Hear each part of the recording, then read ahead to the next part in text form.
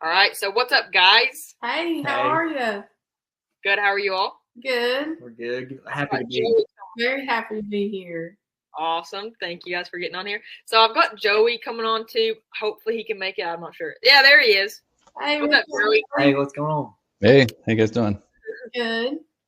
All right. So thank you guys for joining. So, anyways, while we've got Hannah and Austin and also Joey on here today, I'll start with Joey. I'm going to kind of let him go, kind of tell his story of how he got into this in the first place, and just let him have the floor for a minute.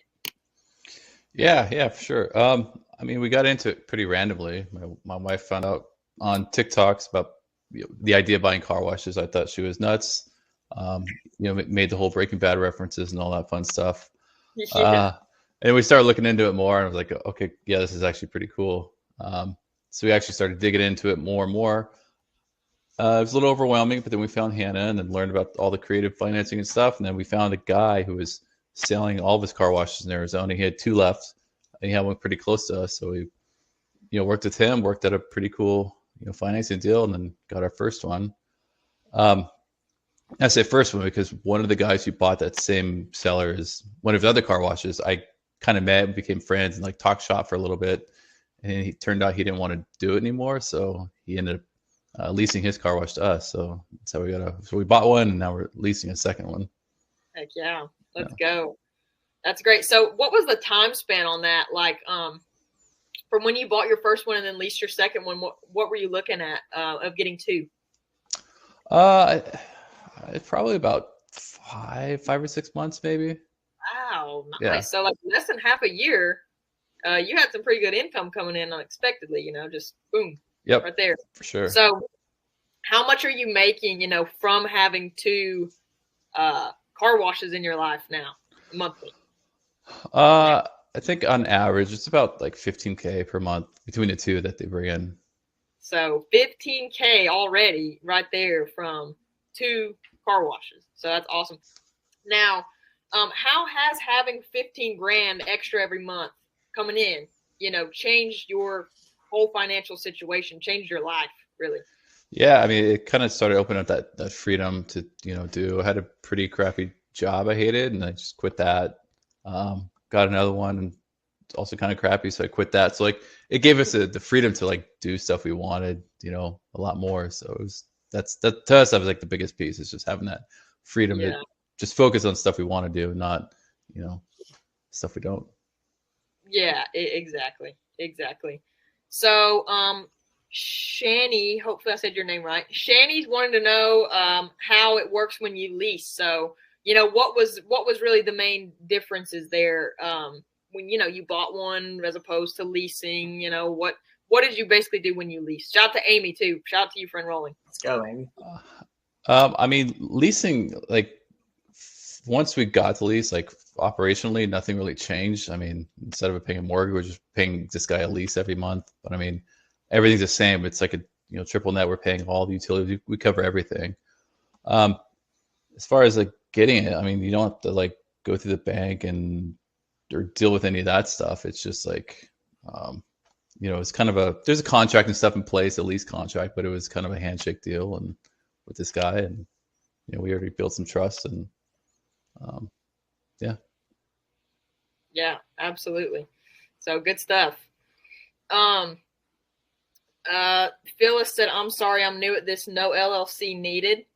So I did not have an LLC when I started. Joey, I think you did have an LLC. Yeah, we do. Hannah and Austin, you guys don't have an LLC. No, we don't. So I got an LLC about a year and a half after I purchased. So, we're all in different boats here. All right. All right. So Hannah and Austin, I got to let you guys have the floor as well. So kind of, let them know more specifically about the training and what all you guys learned whenever you went through it and took it and all that good stuff. What helped you the most and all that. Yeah, for sure. Before we went through the training, I really had no idea how to like analyze deals and how they're structured and that type of thing. But going through the course, it definitely helped me understand that by providing the formulas that's in the course that you can use when you're looking at the financials of a property, which is essentially just like tax returns, bank statements, stuff like that. And you plug the numbers from those financials into the formula. And now I'm able to decide whether it's a good deal or not just in a few minutes from going through that training.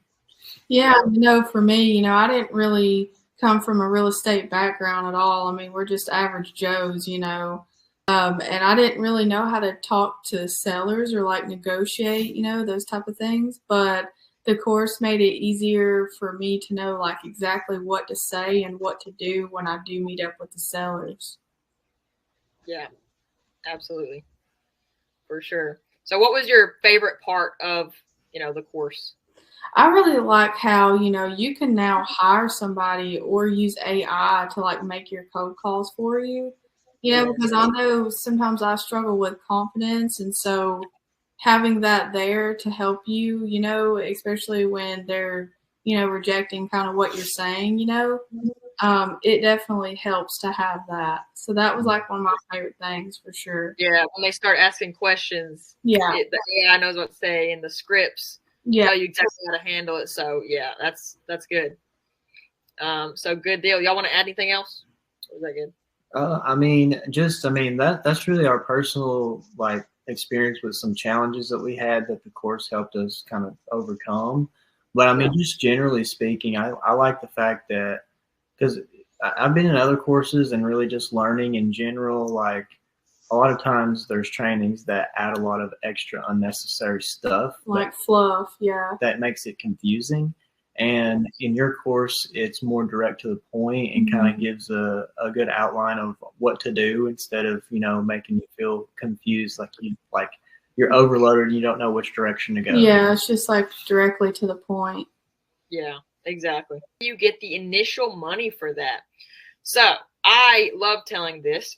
My car wash also needed a lot of work done, right? It was still open. It was operable, but it needed work. Like it was pretty ran down. Okay. Like I said, they're motivated sellers. A lot of times I have ran down businesses. They don't have pride in it. All those characteristics you look for. So I did not have the money to just come in here and fix the whole thing up overnight. Right.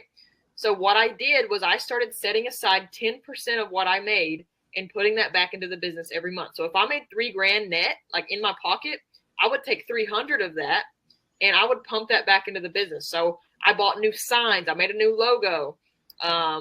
I bought new vacuum hoses because they had duct tape on them. I put new foam brushes in. They had the nylon foam brushes, and I put in the hog hair ones that wash your car way better and they don't scratch. And just little things like that I did over time. I didn't come in there and do it all at once. I didn't have the money to. But, just little improvements here and there that I could do with, just here and there, 10% every month. Nothing crazy. And you can do more if you want. I just decided to take it slow. And now, after about 6 months of doing that, I had it dialed in. It ran great, looked good, and everything, was up to my standards now that they had kind of let go. Okay. So that's what I recommend you do that if you were like me and didn't have the money to do that. Joey, what are some things, you did around your car wash to spruce it up and, make more sales, make more money, and squeeze the most money out of it that you could?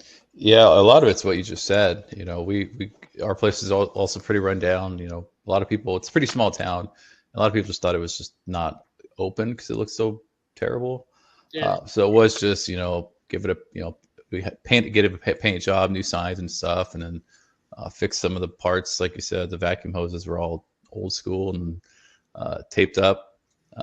Some of the hoses, just like for the wash, didn't even work, had like holes in it. So just really just slowly fixing all that stuff up. And then, people are like, oh, this place is open.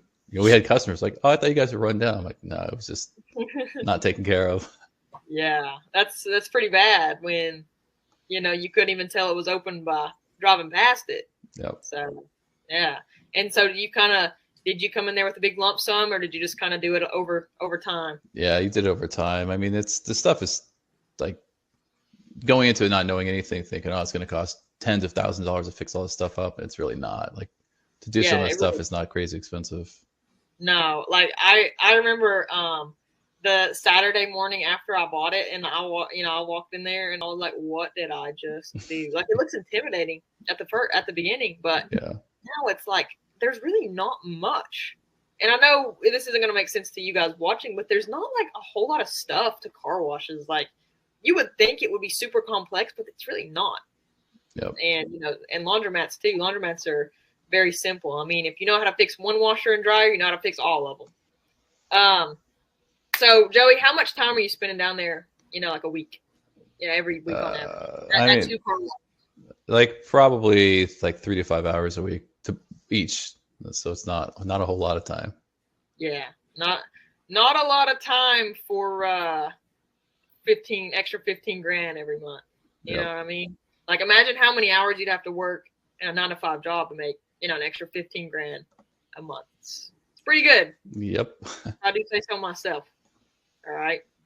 But anyways, I'm gonna let you guys go, and then I'm gonna bang out some more questions, play a video for them, and then y'all have a good day. Thank y'all for getting on. Have a good one. Thanks. Have a good one. See ya. See ya.